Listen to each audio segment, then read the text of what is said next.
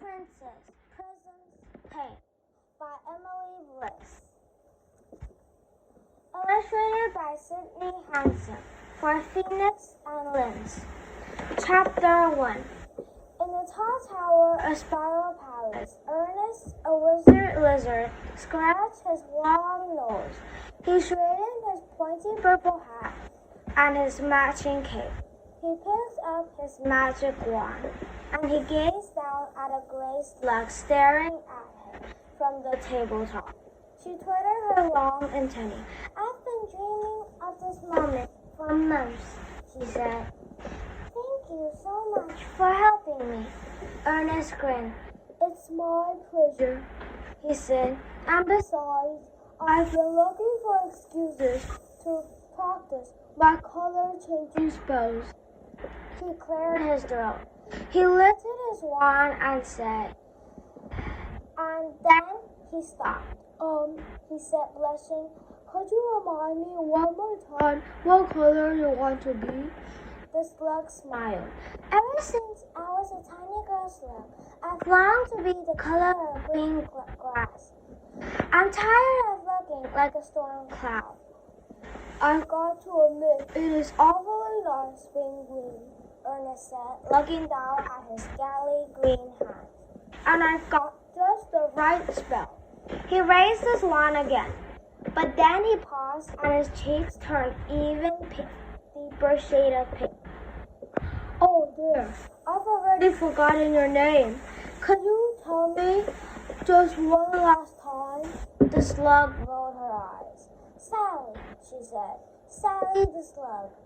"Oh, yes, of course, that's right," Ernest said. "Now I'm ready." He took a deep breath, and then he waved his wand as he turned it. "Slug-a-dug, slug-a-dug, slug-a-dug, slash. Make the valley as clear as glass." Ernest stared at the slug and waited. But her head, tail, and its antennae remained as gray as ever. He furrowed his brow. "Now, why didn't that work?" he asked. "First of all," the slug said, frowning, "my name is Sally, not Valley.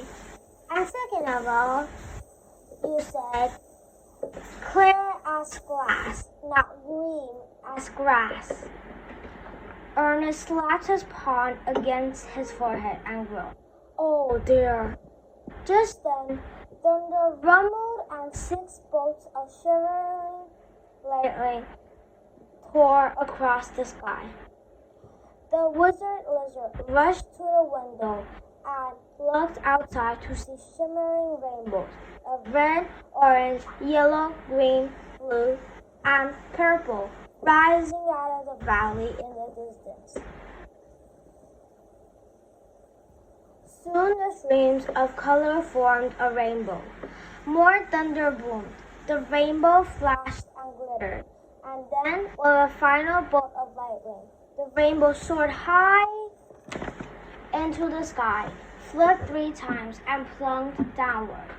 "Oh dear," Ernest exclaimed as he raced over to his bookshelf.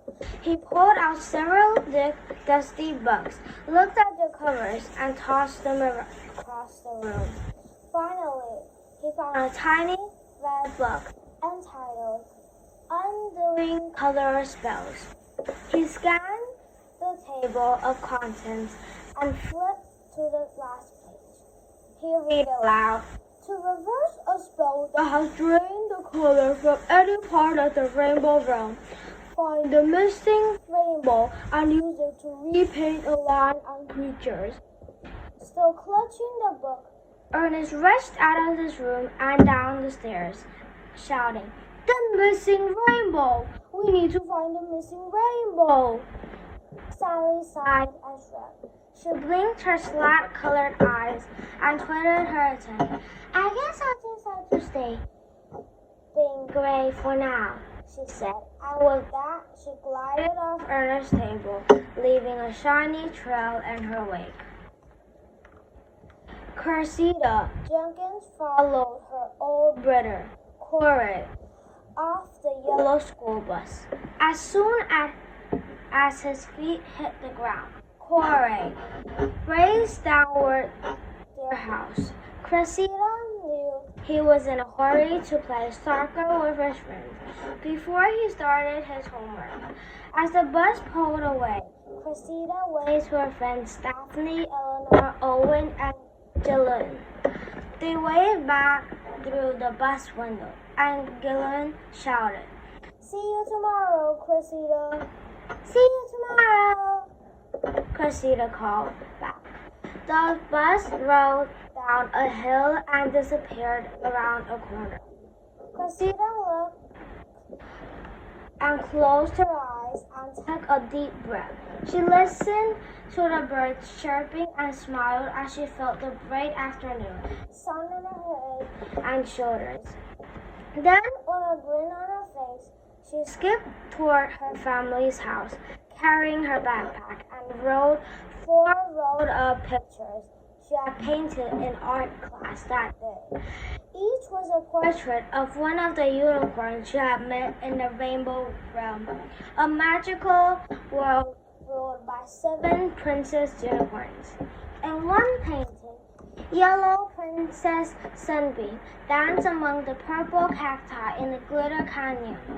In another, Silver Princess Flash raced up the Thunder Peaks.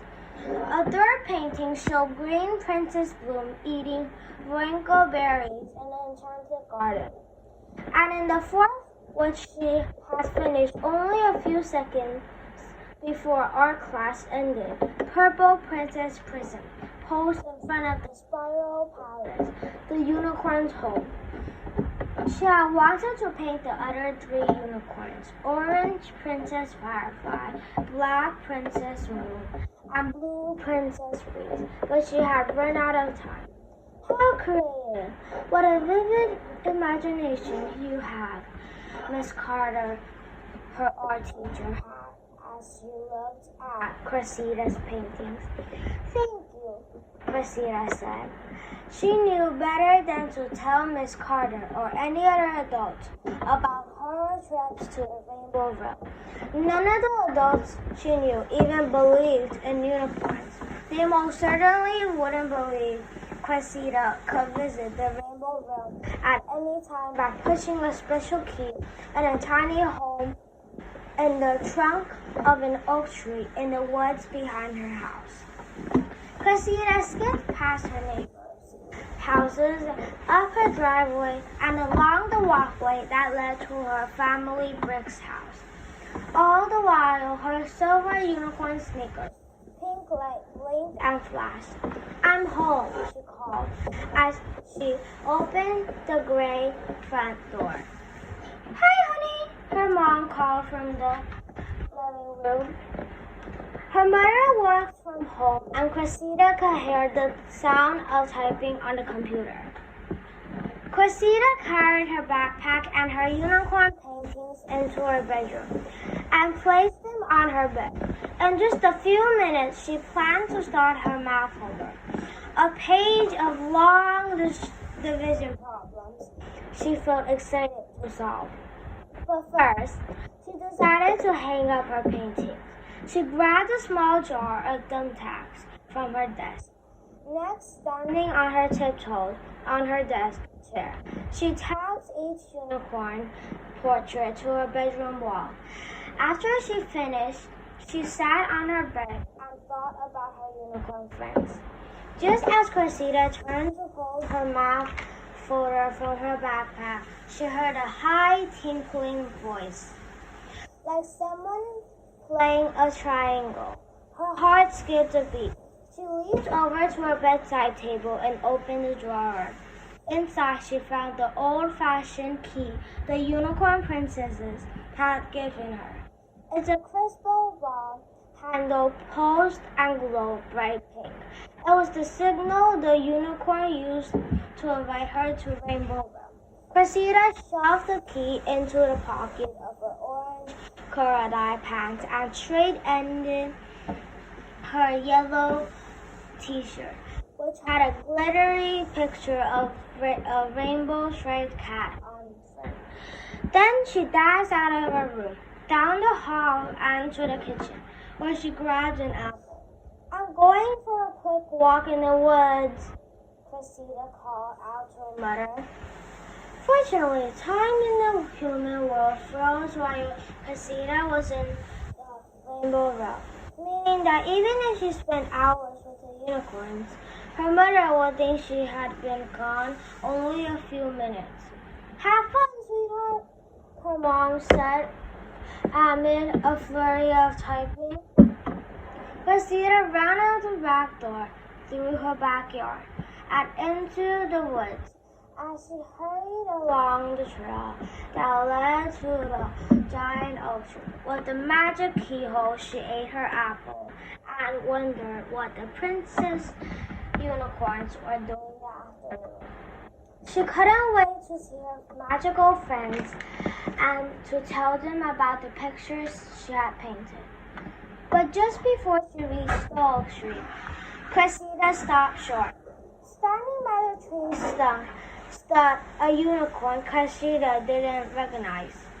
The unicorn looked as though she was made of colorless glass. Around her neck hung a ribbon, also clear with a pendant that looked like a large crystal. In her visit to the Rainbow Room, Cressida had never met a clear unicorn, and the other unicorns hadn't mentioned another sister.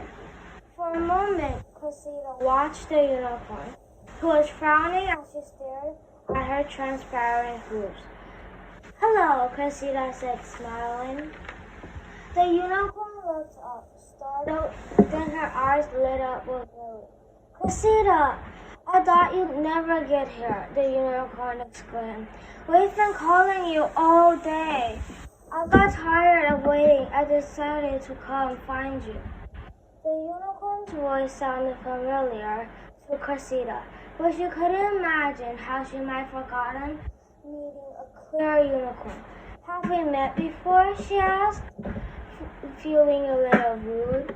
For a second, the unicorn looked hurt and confused. Let's see what happened at next episode. Bye-bye.